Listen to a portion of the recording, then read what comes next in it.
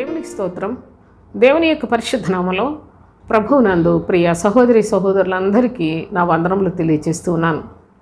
ప్రభు అయిన తండ్రి ఆయన ప్రియ కుమారుడైన క్రీస్తునందు విశ్వాసముంచే అతి ఉన్నతమైన పిలుపును మనలను కూడా పిలిచి ఉన్న ఆ కృపను బట్టి దేవునికి స్తుతులు చెల్లిస్తూ మనము క్రీస్తు వారమై నూతన సృష్టిగా చేయబడి దేవుని యొక్క రాజ్యము కొరకు ఎదురు చూచే చక్కని క్రైస్తవ జీవితాన్ని అలవర్చుకోవటానికి తండ్రి ఆయన కృప వెంబడి కృపను మనకు అనుగ్రహిస్తూ ఉన్నాడు. అనగా ఆయన సత్యవాక్యములో అంతకంతకు వృద్ధి పొందే కృపను అనుగ్రహించి ఉన్నాడు. అయితే మనకు ఒక చక్కని అనుభవాన్ని ఈ యొక్క వీడియోలో ప్రభువు నేర్పించాలని ఆశిస్తూ ఉన్నాడు. మన యొక్క క్రైస్తవ జీవితంలో ప్రభువు యొక్క అడుగుజాడలు మనము తెలుసుకోవాలి. ప్రభువు యొక్క ఆయన జ్ఞానమునకు మించిన ప్రేమను కనీసం మన సామర్థ్యము కొలది మనం నేర్చుకోవలసిన అనుభవాలు ఉన్నాయి. ప్రభు అయిన తండ్రి భాషలు ఎందుకు తారుమారు చేశాడు అనే అనుభవాన్ని ఈ వీడియోలో చూద్దాం. ఆదికాండం 11వ అధ్యాయం మొదటి నుండి చదువుదాం. భూమి అందంతటా ఒక్క భాషయు ఒక్క పలుకును ఉండెను. ఈ మొదటి వచనంలో ప్రభువు చెప్తున్నాడు, భూమి అందంతటా ఒక్క భాషయు ఒక్క పలుకును ఉండెను అన్నాడు. ఆ యొక్క మాట దేవుని యొక్క కనికరాన్ని మనకి చూపిస్తూ ఉంది. చూడండి, 2వ వచనం నుంచి, వారు తూర్పున ప్రయాణమైపోచుండగా షీనారు దేశమందు ఒక మైదానము వారికి కనబడెను. అక్కడ వారు నివసించి, మనము ఇటుకలు చేసి బాగుగా కాల్చుదము రెండని ఒకరితో ఒకడు మాట్లాడుకొనిరి. రాళ్లకు ప్రతిగా ఇటుకలను, అడుసుకు ప్రతిగా మట్టికీలును వారికి ఉండెను. మరియు వారు, మనము భూమి అందంతటా చెదరిపోకుండా ఒక పట్టణమును, ఆకాశమునంటూ శిఖరము గల ఒక గోపురమును కట్టుకొని పేరు సంపాదించుకుందాము రెండని మాట్లాడుకొనగా, యెహోవా నరుల కుమారులకు కట్టిన పట్టణమును గోపురమును చూడ దిగివచ్చెను.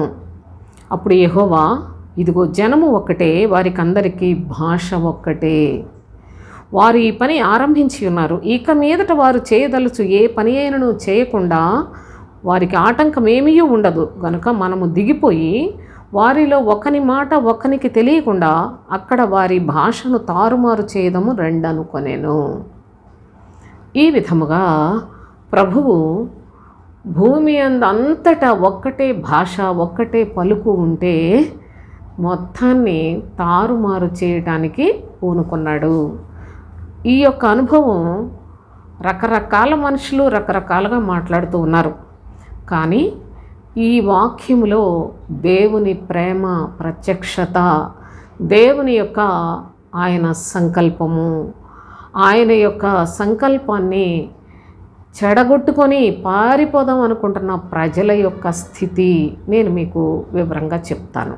మనం చదువుకున్న ఈ యొక్క భాగంలో ప్రత్యేకంగా 3 పాయింట్స్గా నేను మీకు చెప్తాను సోదరులారా, గమనించండి. 4వ వచనం, మరియు వారు, మనము భూమి అందంతటా చెదిరిపోకుండా ఒక పట్టణమును, ఆకాశమునంటూ ఒక శిఖరము గల గోపురమును, మొదటిగా ఒక పట్టణాన్ని కట్టుకుందాం, రెండవది ఆకాశమునంటే గోపురాన్ని కట్టుకుందాం, మూడవది పేరు సంపాదించుకుందాం అనుకున్నారట.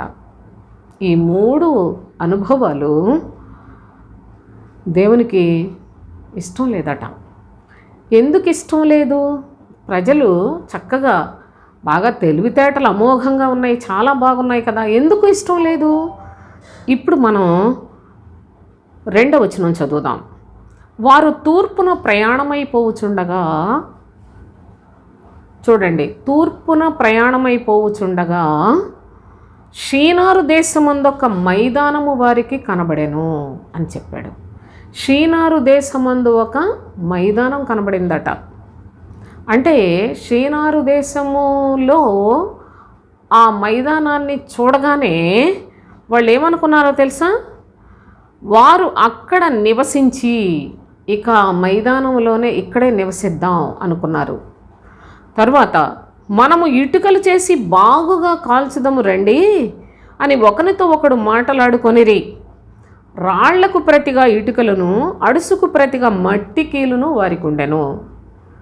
చాలా చాలా తెలివైన ఈ యొక్క నరుల కుమారుల యొక్క స్థితిగతులను లోకము యొక్క అధికారమును సంపాదించుకొనిన అపవాది లోకము మీద వాడు అధికారము చేస్తూ దేవుని యొక్క పిల్లలను బందీలుగా చేసుకున్న అనుభవం ఈ 2 వచనాల్లో ఉన్నది సోదరులారా. ప్రజలు కూడా అదే కోరుకుంటున్నారు. భూమి అందంతటా ఒక్క భాష ఉంది, ఒక్క పలుకు ఉండెను అని మొదటి వచనాన్ని అంతటితో ముగించేశాడు. తరువాత ఒక ప్రత్యేకంగా మాట్లాడటానికి ప్రభు వేరే పేరాలో వ్రాసిపెట్టాడు. మీరు ఎన్ని వచనాలు అలా ఉంటాయి, ఎన్ని అధ్యాయాల్లో ఉంటాయి మీరు చూడండి, ఉండదు. మనకు తెలుసు, సృష్టికర్త ఆదాము హవ్వను చేసిన తరువాత వాళ్ళు దేవుని ఆజ్ఞను తిరస్కరించి దేవుని యొక్క సముఖములో నుండి వెళ్ళగొట్టబడి, అనగా ఏదెనులో నుండి తోలివేయబడి, అక్కడ నుంచి శరీర సంబంధమైన మనస్సుతో, శరీర ఆశలతో వారు అంతకంతకు వృద్ధి పొందుతున్న పరిస్థితులు చూస్తున్నాం. దేవుని కృపను పోగొట్టుకొని వృద్ధి పొందుతున్నారు. అయితే ఆ తర్వాత మనుషులు విస్తరించి తర్వాత వారి యొక్క చెడుతనాన్ని బట్టి జలప్రళయం వచ్చి నోవహు మాత్రమే దేవుని దృష్టికి నీతిమంతుడిగా కనిపించినప్పుడు నోవహును తన ఇంటి వారిని ప్రభువు రక్షించి, ఆ తరువాత ఆ రక్షించిన ఆ నోవహు కుటుంబీకులు నుండి వంశవళులు అన్నీ కూడా ప్రారంభించబడి, ఈ విధముగా వీళ్ళందరూ కూడా భూమి అందంతటా ఒక్క భాషతో ఉన్న పరిస్థితులు, ఒక్క పలుకుతోనే ఉన్నారట. కానీ ఈ మనుషులు తూర్పు దిక్కున ప్రయాణం చేయటం మొదలుపెట్టారు. చూడండి, వారు తూర్పున ప్రయాణమైపోతుండగా, తూర్పున ప్రయాణమైపోతూ ఉన్నారట. ఏంటి తూర్పున ప్రయాణం అవడం అంటే? మీకు ఒక అనుభవాన్ని ఇక్కడ చదివి వినిపిస్తాను. తూర్పున తండ్రి యొక్క చిత్తము ఏంటి అనే అనుభవం చదువుకుందాం మనం. ఇక్కడ 2వ వచనం, యెషయా గ్రంథం 41:2. తన ప్రవర్తన అంతటిలో నీతిని జరిగించువానని తూర్పు నుండి రేపి పిలిచిన వాడెవడు? ఆయన అతనికి జనములను అప్పగించుచున్నాడు, రాజులను లోబర్చుచున్నాడు, ధూళివలే వారిని అతని ఖడ్గమునకు అప్పగించుచున్నాడు, ఎగిరిపోవు పొట్టువలే అతని వింటికి వారిని అప్పగించుచున్నాడు. ప్రభువైన క్రీస్తుని గురించిన ప్రవచనంలో చెప్తున్నాడు, తూర్పు నుండి వచ్చే ప్రభువు. అంటే తూర్పు అనగా సూర్యోదయం తూర్పు దిక్కును జరుగుతుందని మనకు తెలుసు. కనుకనే ప్రభువైన యేసుక్రీస్తును నీతి సూర్యుడు అని మలాకి గ్రంథం 4:2 స్పష్టంగా చెప్తాడు. ఈ తూర్పు దిక్కు నుండి దేవుని యొక్క సూర్యుడు, నీతి సూర్యుడు కూడా ఉదయిస్తాడు అనే సత్యాన్ని మీరు తెలుసుకునండి. ఎంతకన్నా మరి ఎక్కువ చెప్పుకోవడానికి మనకి ఇక్కడ అవకాశం కూడా మరి అంత సమయం కూడా కుదరదు సోదరులారా. తూర్పు దిక్కున బయలుదేరారు వీళ్ళు కూడా. ప్రభు దగ్గరికి వెళదాం అనే బయలుదేరారు. దేవుని తెలుసుకుందాం, సృష్టికర్తను తెలుసుకుందాం అనే ఉద్దేశం కలిగిన వారై ఉన్నారు. కానీ వాళ్ళు ఎలాంటి వాళ్ళు చూడండి. తూర్పున ప్రయాణమైపోవచ్చుండగా షీనారు దేశం అందొక వాళ్ళు ప్రయాణం మొదలుపెట్టారు. కానీ షీనారు దేశం దగ్గరకు వచ్చేటప్పటికి అక్కడ ఒక మైదానం కనిపించింది. ఆ మైదానంలో అక్కడ నివాసం చేద్దాం అనుకున్నారు. తూర్పు దిక్కున గమనించండి జాగ్రత్తగా, అనగా సూర్యోదయ దిక్కున, అనగా నీటి సూర్యుడు ఉదయించే దిక్కుకే ప్రయాణం చేద్దాం అనుకున్నారు. కానీ వాళ్ళు షీనారు దేశంలో ఒక మైదానంలో ఆగిపోయారు సోదరులారా. షీనారు అంటే బబులోను, బాబెలు. మీరు జాగ్రత్తగా చూడండి. ఇంకా దాన్ని చాలా రహస్యముగా శేషకు అని కూడా పిలిచాడు. ప్రవక్తల ద్వారా ప్రభు రకరకాలుగా వ్రాసిపెట్టాడు. బాబెలన్నా, బబులోనన్నా, షీనారన్నా, కల్దీల దేశం అన్నా, శేషకు అన్నా, ఇవన్నీ కూడా బబులోనుకు మరి నానా విధాలైన పేర్లు. కనుక వీళ్ళు ఎక్కడికి వచ్చారంటే బబులోను దేశంలోనికి వచ్చేటప్పటికి అక్కడ ఒక చక్కగా మైదానం కనిపించిందంట. ఈ మైదానంలో మనము మరి ఇక్కడే నివాసం చేద్దాం అని వాళ్ళ యొక్క ఆలోచన. బబులోను గురించి నేను చాలా వీడియోస్ కూడా చేశాను, దయచేసి మీరు చూడొచ్చు. బబులోను అనగా చివరికి దాని ప్రారంభం పరిశుద్ధ గ్రంథంలో దాని యొక్క చరిత్ర చాలా ఎక్కువే ఉంది, కానీ దాని యొక్క ముగింపు కూడా తండ్రి అయిన దేవుడు స్పష్టంగా తెలియచేశాడు. సహజంగా మనుషులు ఈవేళ జరుగుతున్న దాన్ని చూచి ఆనందించి, అంత గొప్పోళ్ళు, ఎంత గొప్పోళ్ళు, లేకుంటే అది చాలా బాగుంది, ఇది చాలా బాగుంది, ఎంత చక్కగా ఉంది, అంత చక్కగా ఉందని ప్రతి విషయాన్ని ఎప్పటికప్పుడు చూసి మాట్లాడుకుంటున్న అనుభవాలు మనం సహజంగానే చూస్తున్నాం. కానీ దేవుడు వాటిని చూడడు. ప్రభువు ఆయన ప్రారంభాన్ని అంతాన్ని కూడా ఆయన పద్ధతి ప్రకారంగా, ఆయన సంకల్ప ప్రకారముగా, ఆయన ఉద్దేశపూర్వకముగా దానిని స్థిరపరచి నిర్ధారించి ఆయన అలాంటి శాశ్వతమైన కార్యములే చేస్తాడు. కనుక బబులోను అనేది దేవునికి శత్రువుకు సాదృశ్యం. అనగా ప్రస్తుత కాలంలో అన్య ప్రజలు, అక్రమ బోధకులు, అక్రమ క్రైస్తవులు మొత్తానికి కలిపిన ఒక సాదృశ్యము ప్రభువు చాలా చాలా మరి క్లుప్తమైన భాషలో దానిని బబులోను అనే ఒక పేరు పెట్టేశాడు. దానికి బాబెలు అన్నాడు. అదే ప్రజలకు చాలా ఇష్టంగా ఉంది. దేవుణ్ణి అనగా తూర్పు దిక్కునే ప్రయాణం అయ్యారు, కానీ వారు బబులోనికి వచ్చేటప్పటికి అనగా షీనారు దేశానికి వచ్చేటప్పటికల్లా ఇక్కడుంటే బాగుంటుందే అని ఒక మైదానాన్ని చూసుకున్నారట. మనం ఇటుకలు బాగా కాల్చుకుందాం, ఇక్కడే చక్కగా మనందరం ఎటు చెదిరిపోకుండా ఒక నివాసాన్ని కూడా ఏర్పాటు చేసుకుందాం అనుకున్నారు. మనుషులు సృష్టించడానికి గల కారణం ఏంటండి? సృష్టికర్త ఈ సృష్టిని ఎందుకు ఏర్పాటు చేశాడు సోదరులారా? సృష్టిలో సమస్తమైన జీవరాశులన్నిటినీ, పక్షుల్ని, పశువుల్ని, మరి సముద్రాలను, ఆకాశాన్ని, భూమిని, సమస్తాన్ని కూడాను, అందున్న మరి ప్రాణకోటిని అంతా, జీవకోటికి అంతటికీ కూడా ఆధారము దేనికి అసలు అనుగ్రహించాడు అనేది ఆలోచన చేస్తే కేవలము మనుష్యుల కొరకే ఇంత చేశాడు. మరి మనుషులు ఎవరి కొరకు అంటే దేవుని కొరకు అనే సత్యాన్ని గమనించండి. దేవుడు దేవుని కొరకు ప్రజలను ఏర్పాటు చేసుకున్నాడు. ఒక మనుషుడు ఇల్లు కట్టుకుంటున్నాడు. దేనికి కట్టుకుంటాడు? తన యొక్క పిల్లలు నివాసం చేయటానికి ఇల్లు కట్టుకుంటాడు. అయితే ప్రక్కన వాళ్ళ కోసం ఎవరు కట్టరు కదా, ఎవరెవరి కొరకు ఏమి సంపాదించరు కదా. అలాగే సృష్టికర్త దేవాతి దేవుడు కూడా తన యొక్క పిల్లలు శాశ్వత కాలము నివాసము చేసే ఒక సంకల్పముతో ఆయన పరలోక పట్టణాన్ని నిర్మించాడు. పరలోక పట్టణానికి అర్హతను సంపాదించుకోవటానికి ఈ లోకములో మానవుని యొక్క జీవిత కాలము నడుచుకొనవలసిన విధానాన్ని తెలియచేశాడు. స్త్రీ కానీ పురుషుని కానీ మొత్తం అందరూ సర్వలోకములో ప్రతి మానవ జాతి అంతటికీ కూడా దేవునితో తన పిల్లలు నివాసము. ఎవరు ఆయన పిల్లలు అంటే ఈ లోకములో ఉన్నంత వరకు ఎవరైతే దేవుని యొక్క ఆజ్ఞలను పూర్ణ హృదయంతో ప్రేమించి, గైకొని, విశ్వసించి, వాటిని అనుసరించి జీవిస్తారో అట్టి వారితో తన రాజ్యాన్ని నింపుకోవాలని ప్రభువైన తండ్రి ఆయన యొక్క ఉద్దేశములను ఈ విధముగా పరిశుద్ధ గ్రంథ రూపములో మనకు అనుగ్రహించి ఉన్నాడు. ఆయన యొక్క మాటను సెలవిచ్చి ఉన్నాడు.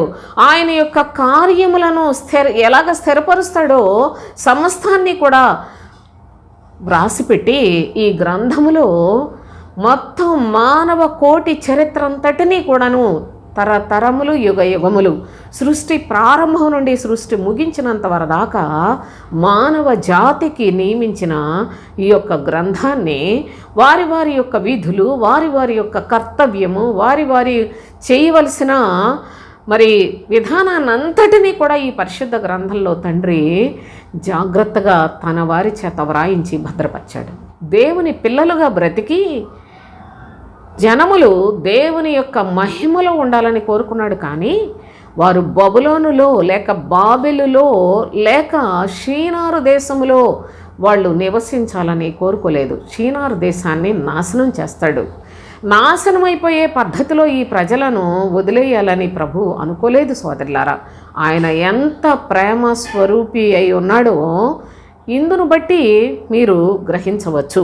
ఇంకా మనం కొంచెం ముందుకు చదువుకుంటే ఇంకా స్పష్టంగా కొన్ని అనుభవాలు మనం గమనించడానికి వీలు కలుగుతుంది. ఈ ప్రజలు ఏమనుకుంటున్నారు, ఇక్కడే నివాసం చేద్దాం, ఇక్కడే చాలా చక్కగా మనం ఇటుకలు తయారు చేసుకుందాం, మనం మట్టి కీళ్ళతోటి బాగా చాలా ఉన్నత స్థితిని సంపాదించుకుందామని వాళ్ళు అనుకున్నారట. మొదటిగా భూమి అందంతటా చెదరిపోకుండా ఒక పట్టణం కట్టుకుందాం అనుకున్నారు. ఎక్కడ? షీనారు మైదానములో ఒక పట్టణమును కట్టుకుందాం అనుకున్నారు. తరువాత రెండవదిగా శిఖరము గల ఒక గోపురమును కట్టుకుందాం అనుకున్నారు. పేరు సంపాదించుకుందాం అని మూడవదిగా ఈ 3 విషయాలలో వాళ్ళ హృదయాలను అక్కడే వారి పతనాన్ని, వారి నాశనాన్ని వారికి వారే కోరుకుంటున్న దుస్థితి వాళ్ళ కనులకు చాలా బాగుంది సోదరులారా. ఎందుకంటే హవ్వ కూడా అనుకుంది కదా, చూచుటకు రమ్యమైందిగా ఉంది పండు, తినుటకు రుచిగా ఉంది, ఆహా మనం దేవతల్లాగా అయిపోతాం అనుకుంది కదా. ఈ లోకములో ఉన్నవి అంత చక్కగా ఆకర్షణీయంగా కనిపిస్తాయి, కానీ అది దేవునికి విరోధమైన క్రియ. దేవుడు చెప్పాడు ముందుగానే, మీరు దేన్నైనా ఈ తోట చెట్ల ఫలాల్లో తినండి, కానీ మంచి చెడు తెలివినిచ్చు ఈ వృక్ష ఫలాన్ని తినొద్దు అని చెప్పాడు ప్రభు. అది దేవుని యొక్క ఆజ్ఞ. అది ప్రభువు వారి ఇరువురికి కూడా, అనగా ఆదాము హవ్వలకు తెలియచేసిన ఆజ్ఞ సోదరులారా. కానీ హవ్వ ఆజ్ఞను అతిక్రమించింది. హవ్వ చెప్పినట్లు ఆదాము విన్నాడు. కనుక వీళ్ళకి లోకములో చాలా బాగుంది, దేవుని మాట ఇబ్బందికరంగా ఉంది. ఈనాడు క్రైస్తవ్యం కూడా ఇదే పరిస్థితిలో ఉంది. ఈ లోక సంబంధమైన మాటలు, ఈ లోక సంబంధమైన ఆశీర్వాదాలు, దీవెనలు, ఈ లోక సంబంధంగా ఘనులుగా గొప్పవారిగా భావించుకొని బ్రతకటం, ఇది ప్రజలకు చాలా ఘనంగా భావించుకునే పరిస్థితుల్లోనే ఉన్నారు. కనుక ప్రేమ కలిగిన తండ్రి ఏం చేశాడో తెలుసా? వీళ్ళందరూ ఇక్కడే ఉన్నట్లయితే నేను చేసిన సృష్టి కూడా వ్యర్థమైపోనట్లు మొత్తాన్ని నేను నాశనం చేస్తాను కదా, ఆ పరిస్థితుల్లోనికి వీళ్ళు వెళ్ళకూడదు అని తండ్రి, దయగలిగిన తండ్రి ఆయన 5వ వచనం చూడండి. యెహోవా నరుల కుమారులు కట్టిన పట్టణమును గోపురమును చూడ దిగివచ్చెను. ఏంటి వీళ్ళందరూ చాలా హడావుడిగా పట్టణం అంటున్నారు, గోపురం అంటున్నారు, కట్టేసేసారు. అప్పటికే చూడండి ఎలాగా కట్టేస్తున్నారో కూడా చూడండి. కనుక ఇది చూద్దామని దిగి వచ్చాడట. అప్పుడు యెహోవా, ఇదిగో జనము ఒక్కటే, వారందరికీ భాష ఒక్కటే, వారు ఈ పని ఆరంభించి ఉన్నారు, ఇక మీదట వారు చేయదలచి ఏ పని అయినా చేయకుండా వారికి ఆటంకమేమీ ఉండదు. కనుక మనము దిగిపోయి వారిలో ఒకని మాట ఒకరికి తెలియకుండా అక్కడ వారి భాషను తారుమారు చేద్దాం అని తండ్రి, కుమార, పరిశుద్ధాత్మ దేవాతి దేవుడు ఆది యందు తండ్రిగా ఉన్నాడు. క్రొత్త నిబంధననిస్తానని కుమారుని స్వరూపములో శరీరధారిగా లోకములోనికి వచ్చి ఉన్న తండ్రి కుమారుడు. ఆ తర్వాత పరిశుద్ధాత్మ కాలములో క్రీస్తు ఆత్మను అనుగ్రహించి పరిశుద్ధాత్ముడు తండ్రిని కుమారుని చూపిస్తూ వారి యందు విశ్వాసం ఉంచండి అని బోధించే బోధన ఇంత చక్కని ఒక ఉద్దేశము కలిగి తండ్రి తన కార్యమును మొదలు పెడితే, ప్రజలను రక్షణార్థమై ఆయన ఇంత చక్కని ప్రణాళికతో ఉంటే దాన్నంతటినీ ప్రజలు వారు విడిచిపెట్టి వారి ఇష్టానుసారముగా బ్రతుకుదాం అనుకునే అంత దౌర్భాగ్యపు బ్రతుకును బాబెలులో జీవించడానికి కోరుకున్న విధానాన్ని దేవుడు కనికరించి వారిని నాశనం చేయటం ఆయనకి ఇష్టం లేక ప్రభు అన్నాడు కదా, ఈ ప్రజలు అనుకున్నారు కదా ఇలాగే వెళ్ళిపోతారు, వారు ఏది చేయాలంటే అది చేసుకుని వెళ్ళిపోతారు, కనుక వీళ్ళందరికీ ఒక్కటే భాష, వీళ్ళందరూ ఒకే జనముగా ఉన్నారు కాబట్టి వీళ్ళని విడగొట్టేద్దాం, వీరిని ఎక్కడికక్కడ వాళ్ళ భాషను కూడా మార్చేద్దాం, లేకపోతే వీళ్ళందరూ నశించిపోతారు, సృష్టి లయమైపోతుంది. కనుక ప్రేమ కలిగిన తండ్రి వారి భాషను తారుమారు చేసిన అనుభవం చూడండి. ఇంకా ఏం చెప్పాడంటే 8వ వచనం, అలాగూ యెహోవా అక్కడ నుండి భూమి అంతటా వారిని చెదరగొట్టెను. ఒక్కటే ప్రజలుగా ఉన్నారు, ఒక్క భాష ఒక్క పలుకుతో ఉన్న ప్రజల్ని భూమి అంతటా చెదరగొట్టి పడేశాడట సోదరులారా. కనుక వారు ఆ పట్టణమును కట్టుట మానిరి, అందరినీ చెదరగొట్టేశాడు. ఎందుకనగా వారి యొక్క భాష ఒకరికి అర్థం లేకుండా తారుమారైపోయింది. ఇది ప్రేమ కలిగిన సృష్టికర్త ప్రజల ఎడల చూపించే తన అపారమైన ప్రేమకు చిహ్నము. దయచేసి కనీసం చూసే కొద్దిమంది అయినా మనస్సుతో చూచి ప్రభు ప్రేమకు ఎంత కృతజ్ఞత కలిగి బ్రతకాలో, ఆయన ప్రేమకు మనం ఎంత రుణపడి ఉన్నామో తెలుసుకొని ఈనాడు మనము కూడా ఈ తరములో బ్రతుకుతున్న మన యొక్క జీవితాల్లో కూడా దేవుని కృప మహదైశ్వర్యాన్ని పొందే భాగ్యం ఇచ్చినందులకు ఆయనకు స్తుతులు చెల్లిద్దాం సోదరులారా. అయితే ఇక ప్రజలు వాళ్ళు అనుకున్న పనిని చేయలేకపోయారు. వారి యొక్క భాష తారుమారైపోయింది. వాళ్ళు కట్టే ఆ యొక్క శిఖరాన్ని అంటే గోపురాన్ని కడదాం అనుకున్నారు కదా, అంతా కూడా ఎటు చూసినా వాళ్ళు ఒకటి ఇవ్వమంటే రెండోది ఇస్తున్నారు, ఒకటి చేయమంటే వేరే పని చేస్తున్నారు. ఏది వాళ్ళు ఒకటి చెప్పేదానికి ఇంకొకటికి అర్థం లేకుండా. ఇప్పుడు చూడండి, మనం ఇలాగున్నాం, ఆంధ్ర రాష్ట్రంలో ఉన్నాం. ఒకవేళ ఉంటే తెలంగాణకి మన భాష అర్థమవుతుంది, లేకుంటే ఎక్కడన్నా తెలుగు వాళ్ళు ఉన్నట్లయితే మన భాషను అర్థం చేసుకుంటారు. అదే ఓ ముస్లిం కంట్రీస్కో లేకుంటే ఇంగ్లీషు మాట్లాడుకునే దేశాలు ఉన్నాయి కదా, అక్కడ కనుక మనం వెళ్ళి మాట్లాడితే వాళ్ళకి మన భాష అర్థం కాదు, మనకు వాళ్ళ భాష అర్థం కాదు. దేవుని యొక్క కార్యము ఎంత గొప్ప కార్యమో చూడండి. ఇక లోకంలో భాషలు అనే మాటలు వచ్చినట్లయితే రకరకాల భాషలు ఉన్నాయి, రకరకాల మనుషుల భాషలు, దేవదూతల భాషలు, ఏ ప్రాంతానికి ఆ ప్రాంతానికి తగిన భాషలు ఉన్నాయి. ఇంకా పరిశుద్ధ గ్రంథం క్రొత్త నిబంధనలో అన్య భాషలు రకరకాలుగా ఉన్నాయి. ఆ తర్వాత ఎవరెవరు ఎక్కడెక్కడ పుడితే ఆ గ్రీకు దేశపు భాష, బబులోనీయులు కల్దీయుల విద్య, కల్దీయుల భాష అనేసి తెలుసు మనకి, హెబ్రీయులకు ఒక భాష, ఎక్కడికక్కడ మీకు నాకంటే ఈ విషయాల్లో మంచి నాలెడ్జ్ ఉన్నవాళ్ళు ఉన్నారు కనుక మీకు చక్కగా అర్థమవుతాయి. లోకంలో ఎన్నో రకాల భాషలు ఉన్నాయి, కానీ ప్రభు అయిన తండ్రి ఒక్కటిగా ఉన్న ప్రజలు, ఒకే భాష ఒకే పలుకు మాట్లాడుతున్న ప్రజల యొక్క స్థితి వారు కోరుకొనినది చాలా చాలా శాపకరమైన బబులోను మైదానములో నివాసాన్ని కోరుకొని అక్కడే ఉందాం, మనము చాలా గొప్పోళ్ళుగా పేరు సంపాదించుకుందాం అనుకున్నారట. పేరు సంపాదించుకుంటారట. ఎవడో లోకంలో ఉండిపోయింది లేదు, కానీ పేరు సంపాదించుకుంటారట. దుష్టుడైన వాడి యొక్క దుష్టత్వాన్ని బట్టి వాడంత చండాలుడు లేడనే పేరు వస్తుంది.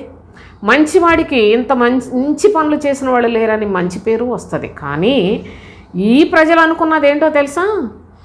ఈ ప్రజలను మనం ఒకే చోట ఉందాం, ఒకే భాష కాబట్టి మనందరం ఒక్కటిగా ఉండి మనందరం పేరు ఎక్కడ సంపాదించుకుంటారు? తండ్రి అయిన దేవుడు ఆయన కృప కలిగిన సింహాసనాన్ని స్థాపించాలి, ఆయన మహిమ కలిగిన పట్టణములో అనేకులకు పరిశుద్ధులకు ప్రవేశాన్ని కల్పించాలి, యుగములుగా తరములుగా విభాగించి ఆయన ప్లాన్ ప్రకారముగా ఈ సృష్టిని కొనసాగిస్తూ ఉంటే మనుషులు దురభిప్రాయముతో బబులోన్లోనే నివాసం చేద్దాం అనుకున్నారు. కనుక దేవుని యొక్క కృప చేత భాషలను తారుమారు చేశాడు అని అక్కడ ఒక మాట రాసి పెట్టాడు చూడండి. 7వ వచనం, కనుక మనము దిగిపోయి వారిలో ఒకరి మాట ఒకరికి తెలియకుండా అక్కడ వారి భాషను తారుమారు చేయదము రండని అనుకొనెను.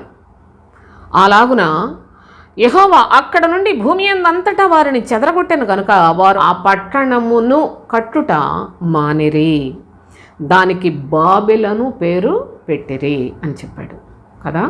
ప్రభు అయిన తండ్రి అసలు మనుషులు చెడిపోతారు, మనుషులు నాశనమైపోతారు, మనుషులు వారి యొక్క సదభిప్రాయాలు అనుకుంటూ దురభిప్రాయాన్ని వాళ్ళ జీవితాల్లో వాళ్ళు కొనసాగిస్తూ ఉన్నారు. వాళ్ళు ఇది మంచిది అనుకుంటున్నారు, కానీ ఇదంతా నాశనము కాబోతూ ఉన్న బాబెలు. ప్రభు యొక్క ఉద్దేశములో దీని గురించి ఇది నశించిపోయే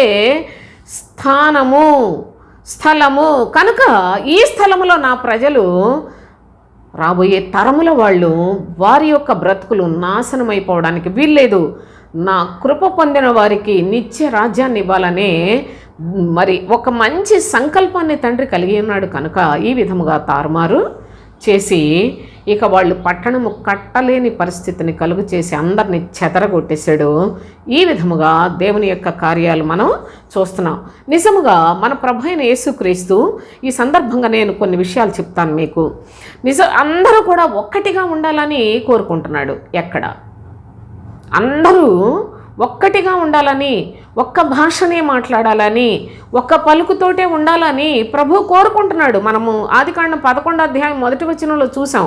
అయితే ఇది ఈ లోకమందున్న ఈ ప్రజలకు సాధ్యము కాలేదు సోదరులారా. ఆ కృపను వాళ్ళు పొందలేకపోయారు. వాళ్ళు బబులోన్లోను ఒకటిగా ఉందామని కోరుకుంటున్నారు, కానీ దేవుడు దాన్ని చెదరగొట్టినట్లుగా చూస్తున్నాం. ప్రభు అయిన తండ్రి ఆయన చాలా స్పష్టముగా ఒక్కటిగా ఉండాలి అనుకున్న ఆయన ఉద్దేశాన్ని దేవుని యొక్క ప్రజలు కూడా ఎలా పాడు చేసుకున్నారో మనం ఈ సందర్భంగా చదువుకుందాం. మొదటి కొరింథీ పత్రికలో 10వ అధ్యాయం 3వ వచనం నుండి చూడండి. అందరూ ఆత్మ సంబంధమైన ఒకే ఆహారము భుజించిరి. అందరూ ఆత్మ సంబంధమైన ఒకే పానీయమును పానము చేసిరి. ఏలయనగా తమ్మును వెంబడించిన ఆత్మ సంబంధమైన బండలోనిది త్రాగిరి. ఆ బండ క్రీస్తే. అయితే వారిలో ఎక్కువ మంది దేవునికి ఇష్టలుగా ఉండలేకపోయిరి గనుక అరణ్యమందు సంహరింపబడిరి. వారు ఆశించిన ప్రకారం మనం చెడ్డవాటిని ఆశింపకుండానట్లు ఈ సంగతులు మనకు దృష్టాంతములుగా ఉన్నవి అని చెప్పాడు. దేవుడు ఆది యందు ఒక్కటిగా ఉంటే జనాలందరూ కూడా చక్కగా అన్యోన్యంగా దేవుని యందు భయభక్తులు కలిగి ఉండటానికి వాళ్ళని కోరుకున్నాడు. కానీ వాళ్ళు దేవునిని విడిచిపెట్టి వాళ్ళ పేరు ప్రతిష్టల కొరకు, వారి యొక్క గొప్పతనము కొరకు, వారి యొక్క నివాసానికి ఒక పట్టణాన్ని కట్టుకుందాం అనుకున్నారు. కానీ అది చెడ్డది, అది చెడు ఆలోచన. ఎందుకనగా పట్టణము అనగా సంఘము. గోపురము శిఖరమున ఒక గోపురం, ఎత్తైన గోపురం కట్టుకుందాం అనుకుంటున్నారు. వాళ్ళు తమకు అనుకూలమైన అధికారిని ఏర్పాటు చేసుకునే పద్ధతిలో వాళ్ళు ఉన్నారు. దానివల్ల పేరు తెచ్చుకుందాం అనుకుంటున్నారు సోదరులారా. అది చాలా చెడ్డ కార్యం.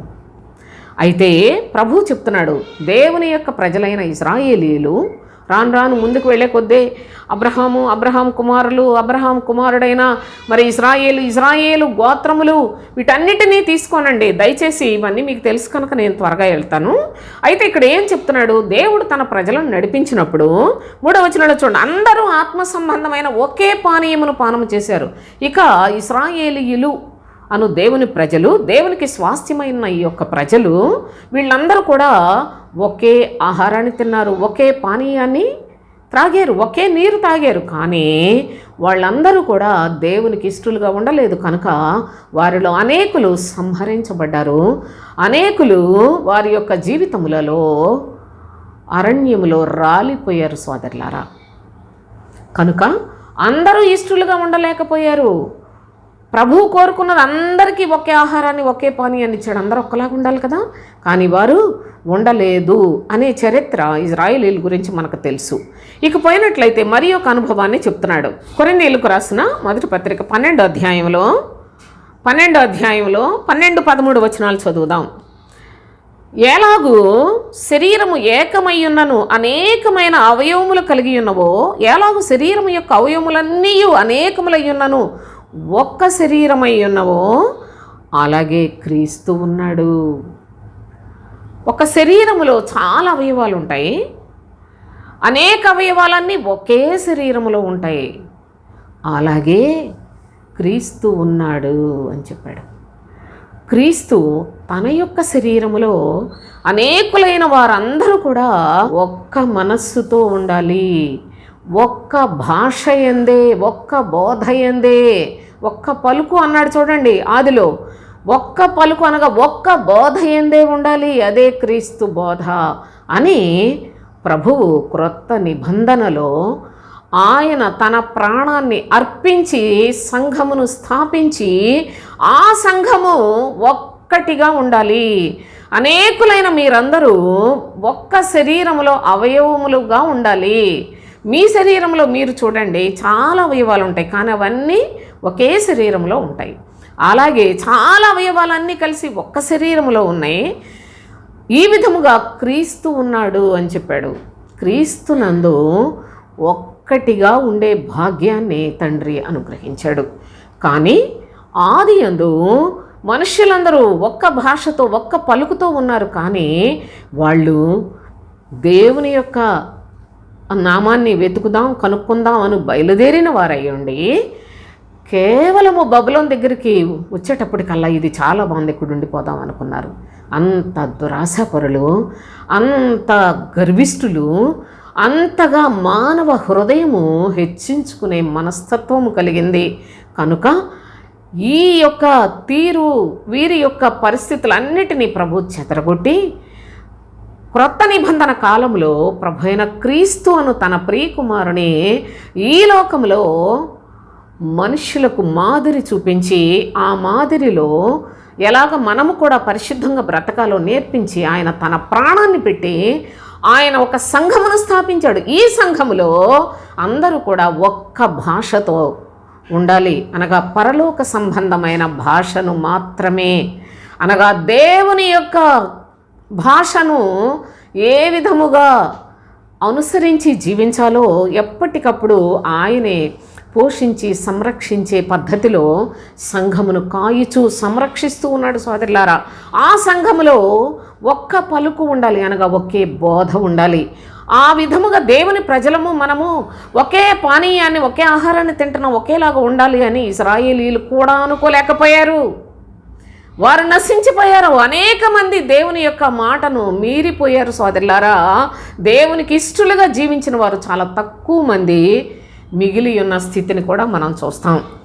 అయితే ఇక్కడ ప్రభు అంటున్నాడు కదా, దేవుని యొక్క ప్రియకుమారుడైన క్రీస్తు శరీరములో అందరూ కూడా ఒక్కటిగా ఉండాలి. అలాగే క్రీస్తు ఉన్నాడు. ఎలాగనగా యూదులైనను, గ్రీస్ దేశస్థులమైనను, దాసులమైనను, స్వతంత్రులమైనము మనమందరము ఒక్క శరీరములోనికి ఒక్క ఆత్మయందే బాప్తిస్మం పొందితిమి, మనమందరము ఒక్క ఆత్మను పానము చేసితిమి అన్నాడు. చూసారా,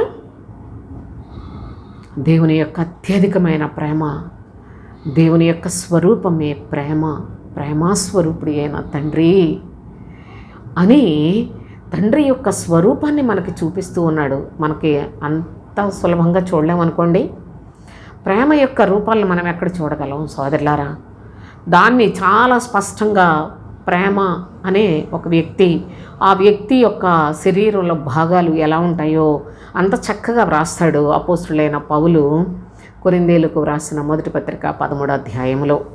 సరే, ఇప్పుడు ఇక్కడ ఏమని చెప్తున్నాడు? ఈ యొక్క 13వ వచనం మళ్ళీ చదువుతాను. ఎలాగనగా యూదులమైనను, గ్రీసు దేశస్థులమైనను, దాసులమైనను, స్వతంత్రులమైనను మనమందరము ఒక్క శరీరములో ఒక్క ఆత్మయందే బాప్తిస్మం పొందితిమి, ఒక్క ఆత్మనే పానము చేసితిమి అన్నాడండి. ఆత్మను పానము చేయటం నీళ్లు త్రాగేమంటే అర్థం ఉంది, కానీ ఆత్మను పానము చేయుచున్న నా ప్రియ క్రైస్తవ సహోదరి సహోదరులారా, దయచేసి ఈ లేఖనముల యొక్క సారమును మీ హృదయములలోనికి మీరు కూడా సారవంతముగా ఫలించుటకు ఉపయోగించుకోనండి. చూడండి, ఇంకా ఏం చెప్తున్నాడంటే, ఎఫెసీ పత్రికలో మరి ఒక అనుభవాన్ని మనం చదువుకుందాం. ఎఫెసీ పత్రిక 4వ అధ్యాయం 3వ వచనం నుండి, మీరు పిలువబడిన పిలుపుకు తగినట్లుగా దీర్ఘశాంతముతో కూడిన సంపూర్ణ వినయముతోను సాత్వికముతోనూ నడుచుకుని వల్లని ప్రభువును బట్టి ఖైదీనైన నేను మిమ్మల్ని బతిమాలు కొనుచున్నాను. మీరు పిలువబడిన పిలుపుకు తగినట్లుగా, మిమ్మల్ని ఎవరు పిలిచారు? మీరు ఎక్కడికి వచ్చారు? ఏ స్వరానికి మీరు తెలుసుకొని వెంబడించు వారిగా బ్రతుకుతున్నారు. గమనించండి, ఈనాడు భక్తులు, అపోస్తులు ఇప్పటికీ కూడా మన ఆత్మల కొరకు ప్రయాసపడుతూ ఉన్నారు, ప్రసవ వేదన పడుతూ ఉన్నారు. సోదరులారా, ఆత్మ క్రీస్తు ద్వారా శాశ్వత రాజ్యాన్ని స్వతంత్రించుకున్నట్టు అనేది ఎంత శ్రేష్టమైనదో, దాని యొక్క విలువ ఈ లోకములో అట్టి వారిగా ప్రజలను తయారు చేయటం ఎంత ప్రయాసతో కూడిందో వారికి తెలుసు కనుక నేను ఈ మాటలు చెప్తున్నాను. చూడండి, మీరు సంపూర్ణ పిలువబడిన పిలుపుకు తగినట్లుగా దీర్ఘశాంతముతో కూడిన సంపూర్ణ వినయముతోనూ సాత్వికముతోనూ నడుచుకుని వలనని ప్రభువును బట్టి ఖైదీనైనా నేను మిమ్మల్ని బ్రతిమాలుకొంటూ ఉన్నాడు. సోదరులారా, అయితే ఏంటి ఈ పరిస్థితి? ఏంటి? మనలను ప్రభు పిలిచాడు అనుకుందాం. సంపూర్ణమైన విధేయతతో, దీర్ఘశాంతముతోటి, సాత్వికముతోటి మనం ప్రభువునందు నడుచుకోవాలి. అయితే ఎలాగో నడుచుకోవాలి? శరీరము ఒక్కటే. చూసారా, శరీరము ఒక్కటే, ఆత్మయు ఒక్కడే. ఆ ప్రకారమే మీ పిలుపు విషయమై ఒక్కటే నిరీక్షణ కలిగి ఉండుటకు పిలువబడతారు. శరీరము అనగా క్రీస్తు తన యొక్క శరీరము సిలువలో నలుగగొట్టబడింది.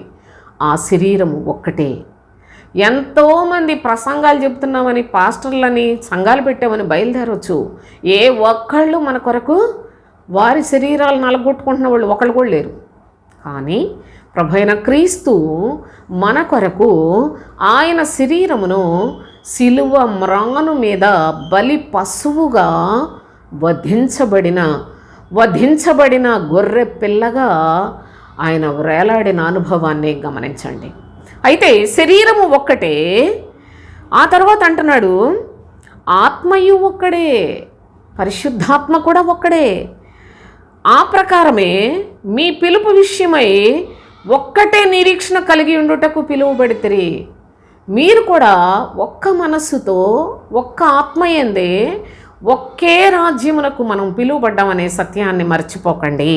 ప్రభువు ఒక్కడే, విశ్వాసము ఒక్కటే, బాప్తిస్మము ఒక్కటే, అందరికీ తండ్రి అయిన దేవుడు ఒక్కడే. ఆయన అందరికీ పైగా ఉన్నవాడై అందరిలోనూ వ్యాపించి అందరిలో ఉన్నాడు అని తెలియజేస్తున్నాడు.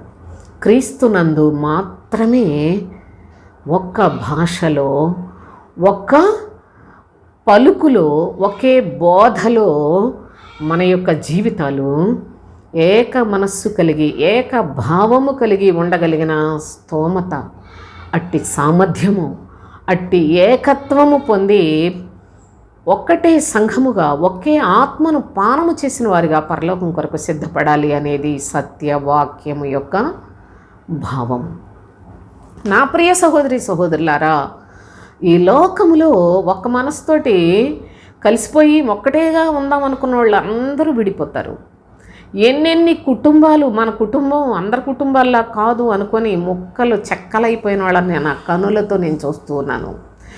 ఎందరో సోదరులారా, ఈ లోకములో బాగా ఉండాలి, కలిసిమెలిసి ఉండాలి, అన్యోన్యంగా ఉండాలి అనుకున్న వాళ్ళందరూ విడిపోతారు, తారుమారైపోతాయి వారి యొక్క బ్రతుకులు. కానీ ప్రభువునందు అనగా క్రీస్తు శరీరమందు విశ్వాసముంచి, క్రీస్తు బోధయందు లక్ష్యముంచిన వారందరూ ఒక్కటిగా, ఒక్క మనస్సుతో జీవించే చక్కని పద్ధతి దేవుని యొక్క మహా అనుగ్రహము సోదరులారా.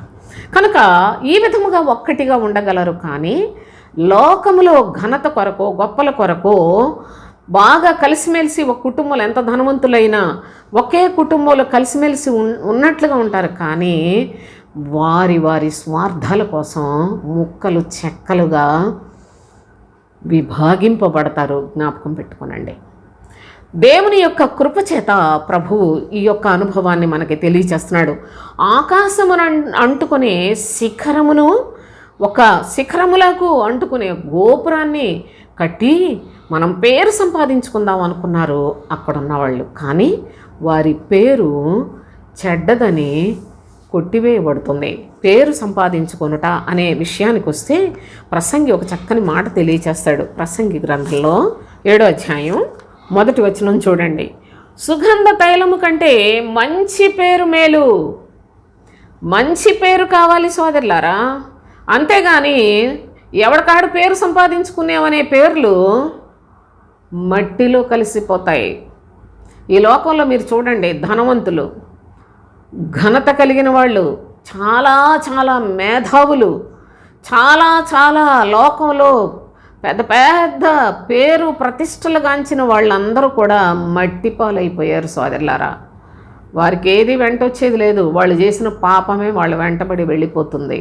కానీ ప్రభు చెప్తున్నాడు, సుగంధ తైలము కంటే మంచి పేరు మేలు. మంచి పేరుకు చాలా విలువ ఉన్నదండి. ఒకని జన్మదినము కంటే మరణదినమే మేలు. పుట్టాడని సంతోషిస్తారు, కానీ ప్రభు భాషలో మరణదినము మేలు అని చెప్తున్నాడు. కనుక మంచి పేరు అనేది అది దేవుని యొక్క మహాభాగ్యం అనే విషయాన్ని కూడా ఈ సందర్భంగా నేను మీకు తెలియచేస్తున్నాను. ఇక్కడ చూడండి, మరి ఒక అనుభవాన్ని కూడా చదువుకుందాం. సామెతల గ్రంథం 22వ అధ్యాయం 1వ వచనం. గొప్ప ఐశ్వర్యము కంటే మంచి పేరును, వెండి బంగారముల కంటే దయ కోరదగినవి అని చెప్పాడు. చూడండి, గొప్ప ఐశ్వర్యం ఉంది, కానీ ఐశ్వర్యం ఎలాగొచ్చింది? చాలా గొప్పడు. ఈ లోకంలో ఐశ్వర్యవంతులు, నేను పేర్లు చెప్పక్కర్లా, నాకన్నా మీకు చాలా బాగా తెలుసు. గొప్ప ఐశ్వర్యం ఉంది ఒకడికి, కానీ వాడికి మంచి పేరు లేదు. దుర్మార్గుడు, దురాశపరుడు, మోసగాడు, నువ్వు ట్యాక్సులు కట్టడు, ఎగ్గొట్టేస్తాడు. అన్నీని రాజకీయంగా వాళ్ళని ఎవరు పెద్దవాళ్ళు అయితే వాళ్ళందరినీ కలుపుకొని చాలా చక్కగా వాళ్ళ సంపాదనను పెంచుకోవటానికి నానా తిప్పలు పడుతున్న వాళ్ళని ఈ లోకంలో మనం చూస్తున్నాం. కానీ ఇవన్నీ మీ దృష్టిలో వాడు గొప్ప వీడు గొప్ప అనుకుంటున్నారేమో, కానీ దేవుని యొక్క లేఖనాలు నేను నేర్చుకున్న ప్రకారంగా చూస్తే ఎంత గొప్పోడైతే అంత నిష్ఠ దరిద్రుడు. ఎంత గొప్పోళ్ళని, ఎంత భోగాలు సుఖభోగాలు అనుభవించి పెద్ద పెద్ద మరి ధనవంతులుగా ఉండి పెద్ద పెద్ద భవంతుల్లో ఉండి బ్రతుకుతూ సుఖాలు భోగాలు తేలిపోతా ఉన్నవాళ్ళు, వాళ్ళందరూ కూడాను నశించు జంతువుల కంటే హీనమండి అని నా దేవుడు నాకు నేర్పించాడు. నేను దాన్ని హృదయపూర్వకంగా నమ్ముతాను. కనుక మనము ఈ లోకంలోనికి వచ్చాం, ఒంటరిగా వెళ్ళిపోతాం, అన్నవస్త్రాలు కలిగి తృప్తి పొంది ఉండుడి అని చెప్పిన నా తండ్రి మాట, అది నాకు సృష్టిలోనే అత్యంత ధనము ఐశ్వర్యవంతులు స్థాయిని నాకు చూపిస్తుంది సోదరులారా. అంత గొప్ప మాటలు సృష్టికర్త ప్రభు అయిన తండ్రి మనకు నేర్పిస్తూ ఉన్నాడు. అయితే గొప్ప ఐశ్వర్యం కంటే మంచి పేరు మేలు అన్నాడు. మంచి పేరు, ఈ మంచి పేరు అనే దాని గురించి బాగా మీరు చాలా చాలా అనుభవాలు మీ జీవితంలో లేఖనాలు చదువుతున్న కొలది మీరే నేర్చుకుంటారు సోదరులారా. చూడండి, అబ్రహాము కుమారుడైన, దావీదు కుమారుడైన యేసుక్రీస్తు వంశావళి అంటాడు. యేసుక్రీస్తులో మనము మంచి పేరు, సమస్తమైన సృష్టి ప్రభు యొక్క వాక్యము దగ్గర ఆయన నామములో సాగిలపడుతుంది నిశ్చయముగా. మంచి పేరు అనే దానికి అంత స్థాయి ఉంది సోదరులారా. అంతేకాదు, దావీదు దేవుని యొక్క ఇష్టానుసారుడు, హృదయానుసారుడుగా ఉన్నాడు. కనుక దావీదు కుమారుడు అనిపించుకున్నాడు ప్రభు అయిన క్రీస్తు. అంతేకాదు, మన పితరుడైన అబ్రహాము, ఇస్సాకు, యాకోబులు సజీవులు అనిపించుకున్నారు. వారు దేవునితో సహా స్నేహితులుగా భావించుకున్నంత ఘనులు సోదరులారా. ఈ సృష్టికి మూలాధారమై ఉన్నారు. ఈ సృష్టి భూమికి దేవుడు పునాదులు వేశాడు, నీళ్ల మీద పునాదులు వేశాడు.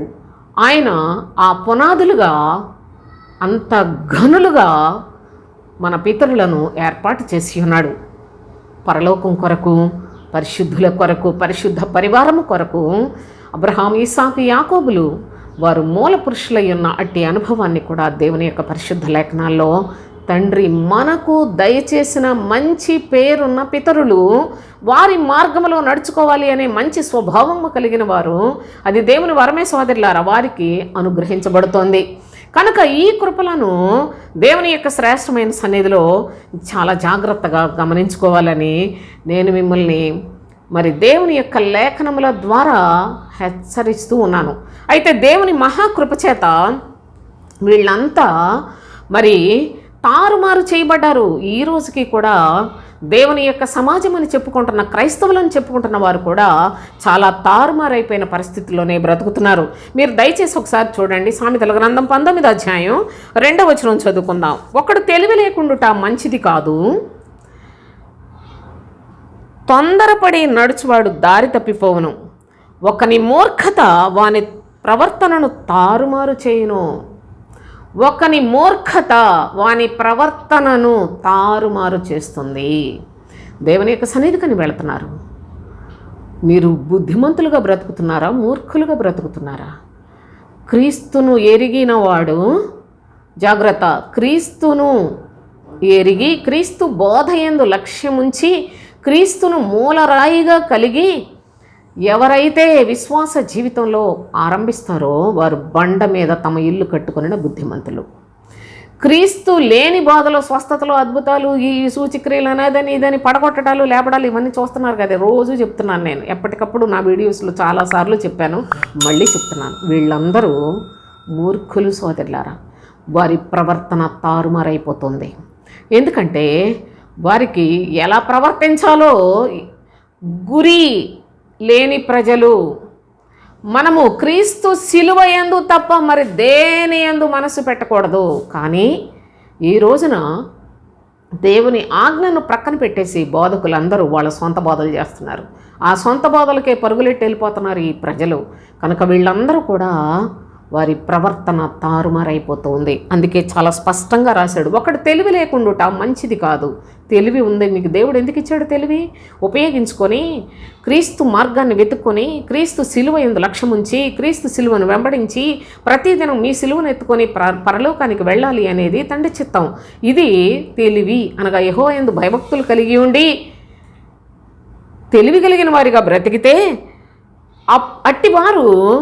అట్టివారు తెలివి కలిగిన వారు బుద్ధిమంతులు అవుతారు. కానీ తొందరపడి నడుచువాడు దారి తప్పిపోవును.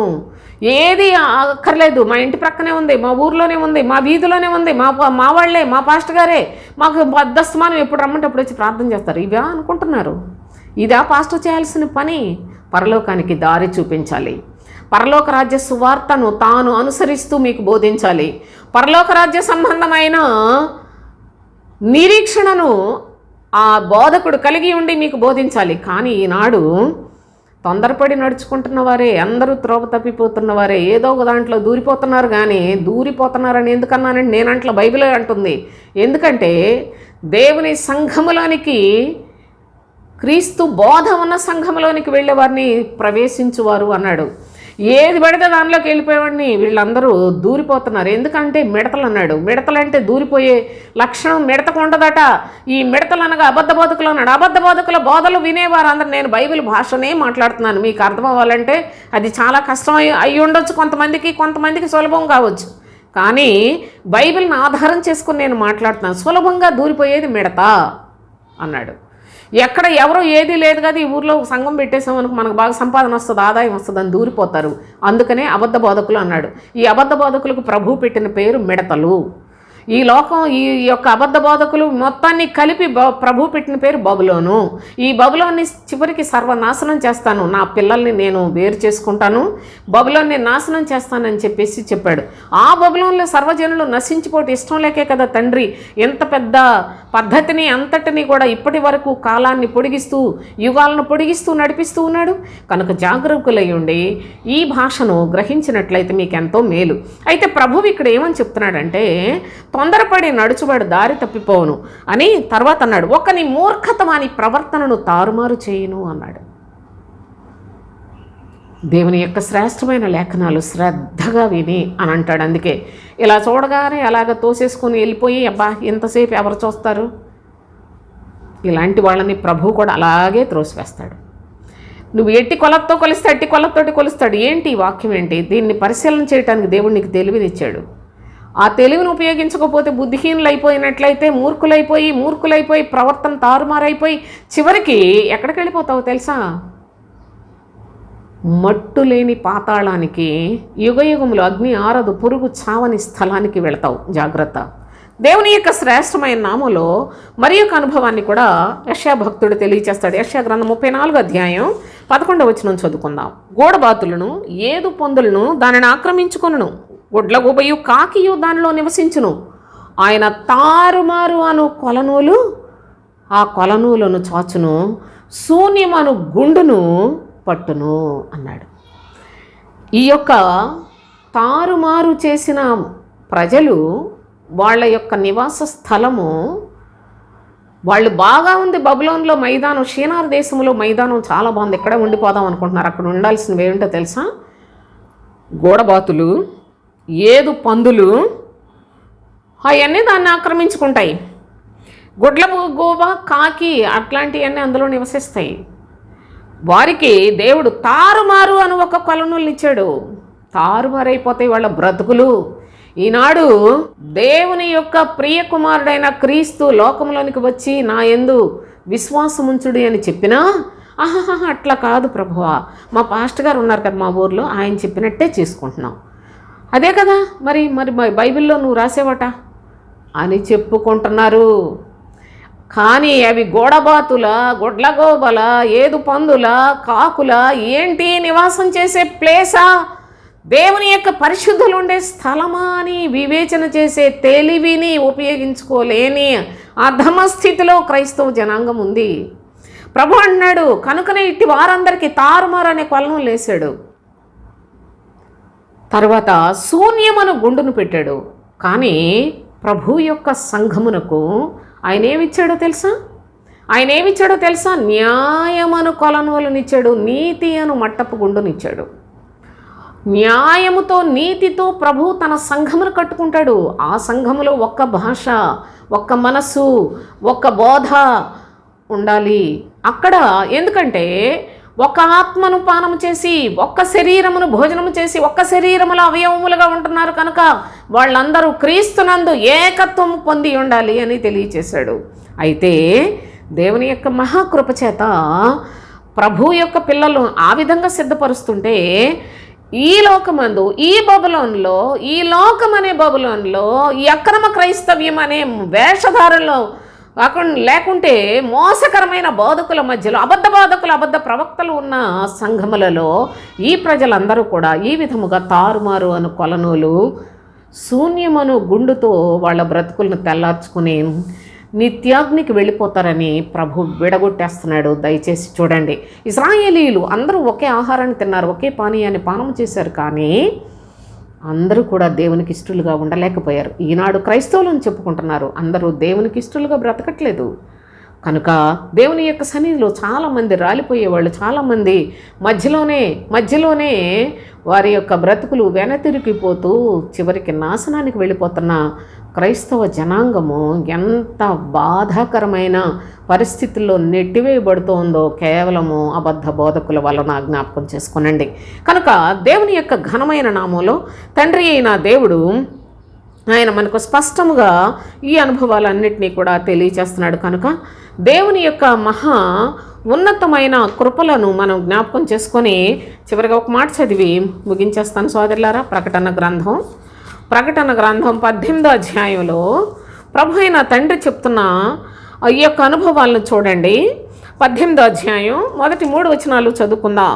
అటు తరువాత మహాధికారము గల వేరొక దూత పరలోకము నుండి దిగివచ్చుట చూచితిని. అతని మహిమ చేత భూమి ప్రకాశించెను. అతడు గొప్ప స్వరముతో ఆర్భటించి ఇట్లా, నేను మహాబబులోను కూలిపోయాను.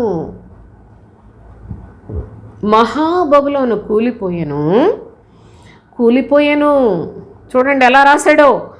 అది దయ్యములకు నివాస స్థలమును, ప్రతి అపవిత్రాత్మకు ఉనికి పట్టును, అపవిత్రమును అసహ్యమునైన ప్రతి పక్షికి ఉనికి పట్టును ఆయను. ఎలయనగా సమస్తమైన జనములు మోహోద్రేకముతో కూడిన దాని వ్యభిచార మద్యమును త్రాగి పడిపోయిరి. భూరాజులు దానితో వ్యభిచరించిరి. భూలోకమందు వర్తకులు దాని సుఖ భోగముల వలన ధనవంతులైరి. ఈనాడు అక్రమ బోధకులు, అబద్ధ బోధకులు ధనవంతులైపోయి సుఖభోగములు అనుభవిస్తూ ఉన్నారు. మహాబబులోను కూలిపోయాను. అంతేకాదు, దానిలో ఉండేదేంటో తెలుసా? అది దయ్యములకు నివాస స్థలము. ప్రతి అపవిత్రాత్మకు ఉనికి పట్టు, అపవిత్రమును అసహ్యమునైన ప్రతి పక్షికి ఉనికి పట్టును ఆయను. ఎందుకంటే సమస్తమైన జనములను మోహోద్రేకముతో కూడిన దాని వ్యభిచార మద్యమును త్రాగించి భూరాజులు, భూజనులు అందరూ కూడా దాని మోసంలో చిక్కుపడిపోయారు. భూరాజులైతే అబద్ధాలు చెప్పి ఆ లోకమే బాగుంటుంది, లోక ఆశల కొరకు ప్రార్థనలు చేసి, లోక సంబంధమైన భోగాల కొరకు ప్రార్థన చేసి, లోక సంబంధమైన గొప్పతనాలకి అవసరాలకి ప్రార్థనలు చేసుకుంటున్నారు. పరలోకం గురించి చూపించే బోధకులే కనిపించని ఈ కడవరి దినాల్లో అందరూ బబులోనులోనే ఉన్నారు. ఈ బబులోను కూలిపోతుంది, ఈ బబులోను ముంచివేయబడుతుంది సోదరులారా. మన గ్రంథం 18వ అధ్యాయంలో 21వ వచనం, తరువాత బలిష్ఠుడైన ఒక దూత గొప్ప తిరుగుట్రాయి వంటి రాయి ఎత్తి సముద్రంలో పడవేసి, ఇలాగూ మహాపట్టణమైన బబులోను వేగముగా పడద్రోయబడి ఎన్నటికీ కనబడకపోవును అని చెప్పాడు. బబులోను విషయంలో తండ్రి ఇలాంటి ఉద్దేశాలు కలిగి ఉంటే, బబులోను అనగా బాబెలు, షీనారు, శేషకు, ఈ యొక్క దేశాలు కల్దీయుల దేశము, ఇవన్నీ కూడా ఒకటే. కనుక ఈ బబులోను నాశనం అయిపోయే బబులోన్లో, మరెన్నడూ కనబడని ఈ బబులోన్లో ప్రజలందరూ ఇక్కడే ఆగిపోయినట్లయితే అందరూ నశించిపోతారని ప్రేమ కలిగిన తండ్రి అక్కడ నుండి భాషల్ని విడగొట్టేశాడు, భాషలను తారుమారు చేసి పడేశాడు. ఆ తారుమారు చేసి బబులోన్లో నుంచి చెదరగొట్టడం మూలాన ఈనాడు సువార్త, ఈ సత్యాన్ని మనము కూడా వినే భాగ్యాన్ని మనకు తండ్రి అనుగ్రహించాడు. మనము బబులోను వాసులము కాదు సోదరులారా, మనము పరలోక రాజ్య నివాసులము. ఈ లోకంలో ఉన్నంత వరకు, మన శరీరంలో ప్రాణం ఉన్నంత వరకు మనము క్రీస్తు శరీరములో అవయవములుగాను, క్రీస్తు శరీరాన్ని, రక్తాన్ని తిని త్రాగి పాలివారమై ఉండే ఆయన రాజ్య నివాసులుగాను, తండ్రి అయిన దేవుని యొక్క సంకల్పాన్ని ఎంత విస్తారంగా అనుగ్రహించాడో దయచేసి మీరు జ్ఞాపకం చేసుకోనండి. దీన్ని ఎంత విస్తరించి ఎన్నో సంగతులతో మరి మాట్లాడుకునే సందర్భాలు పరిశుద్ధుడైన తండ్రి లేఖనాల్లో మనకు దాచిపెట్టాడు. కానీ నా ప్రియ సహోదరి సహోదరులారా, మీకు మరి ముఖ్యముగా బాబెలులో అనగా తారుమారులో ఉన్నదెవరో, సత్యములో ఉన్నవారెవరో జ్ఞాపకం చేసుకోవటానికి, బబులోనులో మైదానముగా కనిపించినా, అనగా ప్రశాంతంగా ఉంటుంది ఇక్కడ అనిపించినా, దేవుని యొక్క శ్రేష్టమైన సన్నిధికి విరోధమైన స్థలం అది. అలాంటి భక్తిని ఆచరించువారు, అలాంటి మోసకరమైన దురాశలతో బోధలు చేసేవాళ్ళందరూ కూడా ఈనాడు సర్వనాశనం చేసి క్రైస్తవ్యాన్ని అబద్ధంలో ముంచివేస్తున్నారు. కానీ దేవుని యొక్క కృప నిలకడగానే ఉంది, ప్రభు యొక్క పునాది స్థిరముగానే ఉన్నది. ఆయన కృప ఉన్నవారు, నా ప్రియ సహోదరి సహోదరులారా, క్రీస్తు శరీరములో అవయవములుగా, ఆయన మహాకృపకు పాత్రులుగా క్రీస్తు రాజ్యానికి సిద్ధపడుతున్న వారు కూడా ఉన్నారు.